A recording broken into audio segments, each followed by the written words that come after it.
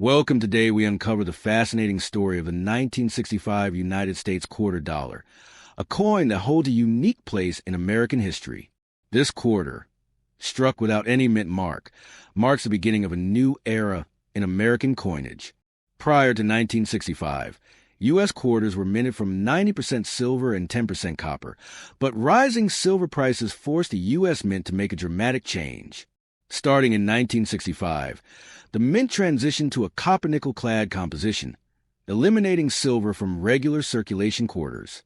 This makes the 1965 quarter a truly historic coin, as it was the very first clad quarter issued in the United States. Now, let's talk about its details. The obverse or front side displays a familiar portrait of George Washington, designed by John Flanagan, with the inscriptions Liberty, In God We Trust, and the year 1965. The reverse showcases the American bald eagle with wings spread, perched on a bundle of arrows with olive branches beneath, a strong symbol of America's strength and peace. Importantly, the coin does not have a mint mark, because in 1965, the mint decided to temporarily remove mint marks in order to discourage collectors from hoarding coins during the transition from silver to clad coinage. When it comes to size and composition, the quarter weighs 5.67 grams, has a diameter of 24.3 millimeters, and is made of an outer layer of 75% copper and 25% nickel, bonded to a pure copper core. Millions upon millions were struck, more than 1.8 billion pieces, making it one of the highest mintages in U.S. history. Because of this huge mintage, the coin itself is not considered rare in circulated condition, but certain varieties, errors, and conditions can make specific examples very desirable among collectors. In fine condition, which means the coin shows noticeable wear, but still has all major details visible, the value today in the coin collecting market generally ranges from 25 cents, its face value, up to about $1 for collectors who want an entry-level historical piece. However, higher grades such as extremely fine, about uncirculated, or mint state coins can command higher premiums. For example, uncirculated coins can sell anywhere from $5 to $20 or more, depending on luster, sharpness, and overall eye appeal. In the rare case of special mint errors, such as double strikes, off-center strikes, or transitional planchet errors where the coin was accidentally struck on a silver planchet instead of the intended clad metal, the value can skyrocket into the hundreds or even thousands of dollars. Therefore, while the standard 1965 quarter in fine condition is generally modest in value, it represents a monumental shift in American coinage history. It is a coin that every collector treasures, not because it is made of silver, but because it was the first to mark the end of silver circulating coinage in the United States. For beginners, it is an affordable entry point into numismatics, and for advanced collectors, finding pristine examples or rare era varieties can be both a thrilling challenge and a profitable venture. In today's market, collectors continue to seek out the 1965 quarter for its historical significance, its role in the coinage transition, and its availability across different grades. Whether worth just a quarter dollar or hundreds of dollars, depending on condition and rarity, the 1965 quarter remains a cornerstone coin in U.S. numismatic history, a piece of metal that tells a story of economic change, government policy, and the evolution of American money. So, the next time you come across a 1965 quarter without a mint mark, look closely, because while most will simply be worth their face value, some may carry hidden treasures that could surprise even the most experienced collectors. Today, we journey back to the year 1965, a year of great transition in the history of American coinage. The coin we are focusing on is none other than the United States quarter dollar dated 1965, a coin without a mint mark, and one that forever changed the future of circulating U.S. coins. Why is this quarter so important? The answer lies in the metal itself. Before 1965, every quarter was struck from 90% silver and 10% copper. But in the early 1960s, the rising price of silver caused panic. People began hoarding silver coins, melting them down and stripping them from circulation. To protect the economy and ensure enough coins for daily transactions, the U.S. Mint made a dramatic decision. Silver would be removed from the quarter. The result was the first copper-nickel-clad quarter in American history. Issued in 1965, This was not just a coin, it was a turning point.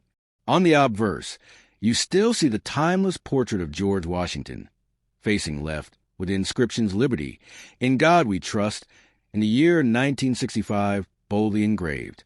On the reverse, the proud American bald eagle spreads its wings, perched upon a bundle of arrows with olive branches underneath, symbolizing America's strength in defense and peace through diplomacy. This design by John Flanagan had been used since 1932, but in 1965 it carried a new identity because the silver had disappeared. One key detail collectors always notice is the absence of a mint mark. Normally, coins are struck in Philadelphia, Denver, or San Francisco, and the mint mark reveals the origin. But in 1965, the mint eliminated mint marks to discourage hoarding. They wanted no one to know whether a coin was rare or common. Every 1965 quarter looks the same. No mint mark, no distinction. This decision adds an intriguing layer of history to the coin. In terms of technical details, the 1965 quarter weighs 5.67 grams, with a diameter of 24.3 millimeters, and has a composition of copper and nickel bonded to a pure copper core. Unlike the silver cores of the past, this one has a copper-colored edge, a quick way to tell apart. The mintage was enormous, with more than 1.8 billion pieces struck, making it one of the highest mintages in U.S. coinage history. Now, let's talk about its value in today's market. In fine condition, which means the coin shows clear wear but all the major features are still visible, the value usually ranges from its face value of 25 cents up to about $1 for collectors who want a historical piece. It may not sound like much, but remember, this coin represents the end of silver circulation and the start of modern U.S. coinage. The real excitement comes when we look at higher grades or era varieties. A 1965 quarter in uncirculated condition, with full luster and sharp details, can fetch between $5 and $20 depending on the quality. Collectors often pay even more for coins graded by professional services at Mint State 65 or higher.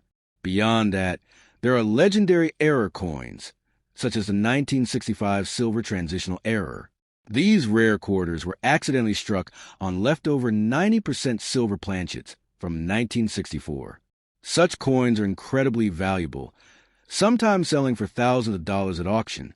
Other error types, like double strikes, off-center strikes, or missing clad layers, can also bring significant premiums, often hundreds of dollars. So, while an average circulated 1965 quarter may just buy you a piece of candy, the rare variations and mint state examples can turn a simple coin into a collector's treasure. This is what makes coin collecting so fascinating. You never know when a seemingly ordinary coin might hold extraordinary value. The 1965 quarter is not just a coin. It is a story of change, of adaptation, and of America's response to economic pressures. It is a piece of history you can hold in your hand, a reminder of how something as small as a $quarter can reflect the shifting tides of a nation's economy. Collectors cherish it for its historical importance, and numismatists study it to understand the dramatic transition from silver to clad coinage. In today's market, the 1965 quarter, without mint mark in fine condition, is modest in price but rich in history. Whether you keep it as a curiosity, a teaching tool, or part of a larger collection, it deserves respect as the pioneer of modern quarters. To another fascinating journey into world American coinage, where history, art, and value all merge into one shining masterpiece. Today, we will dive deep into the story of the 1998 United States $quarter without mint mark, a coin that at first glance might look like ordinary pocket change, but upon closer inspection, reveals a world of intrigue, heritage, and collectible worth.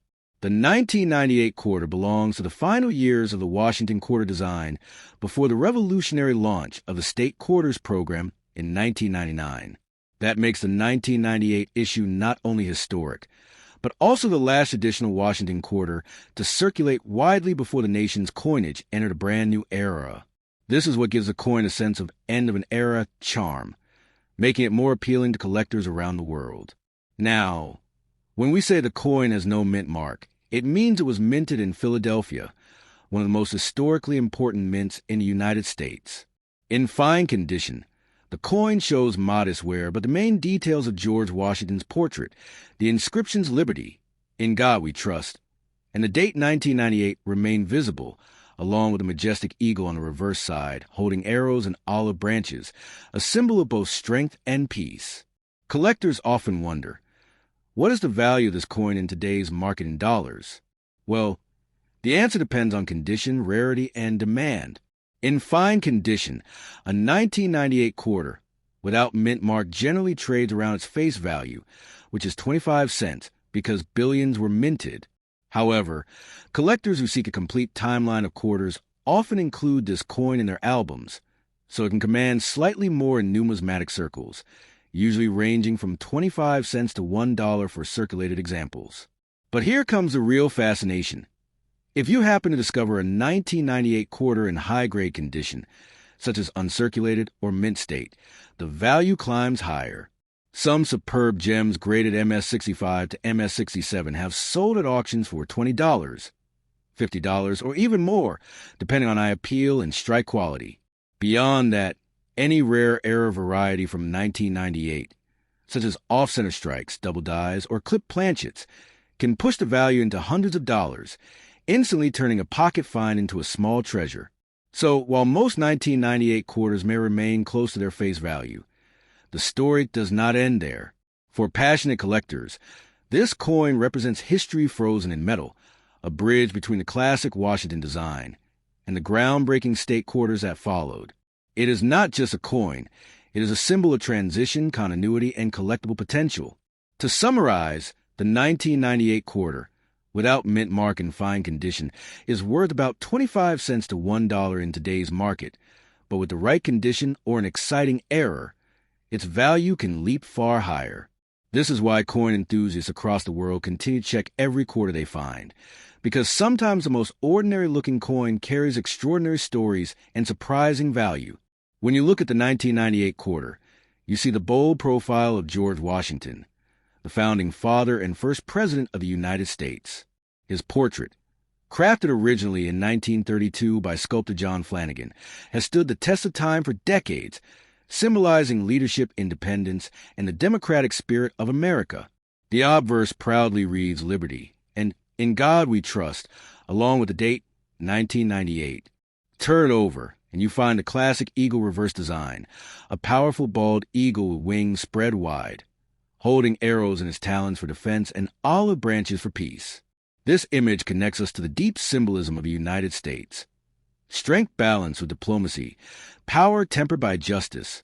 The 1998 issue is especially meaningful because it was the very last year before the state quarters program began in 1999, making it the final chapter and era in American coinage.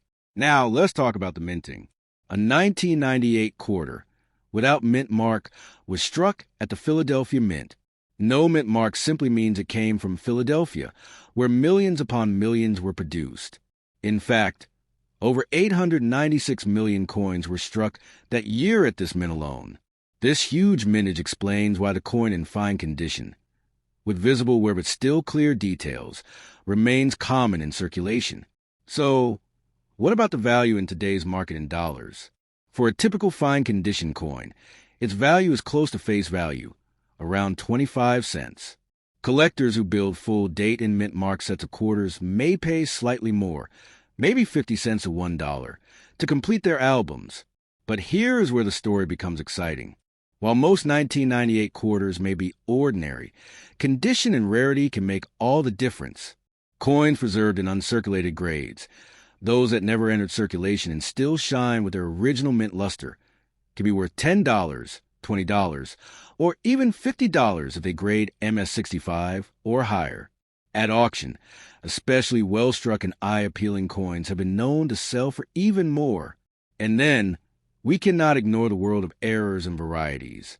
Some 1998 quarters may feature off-center strikes, double-die errors on the obverse or reverse, or even clipped planchets. Such errors are rare, but when found, they instantly boost a coin's value into hundreds of dollars. Imagine the thrill of finding such a coin in your pocket change. It would be like uncovering a hidden treasure.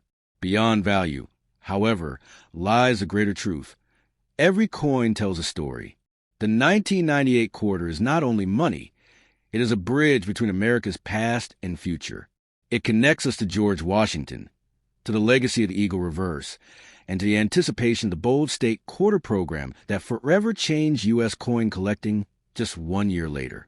So, whether your 1998 quarter without mint mark is worth 25 cents, $50 or more, remember that its true worth is measured not only in dollars, but in history, symbolism, and the journey it has taken through countless hands. A coin like this is both ordinary and extraordinary at the same time, a reminder that treasures are often hidden in plain sight,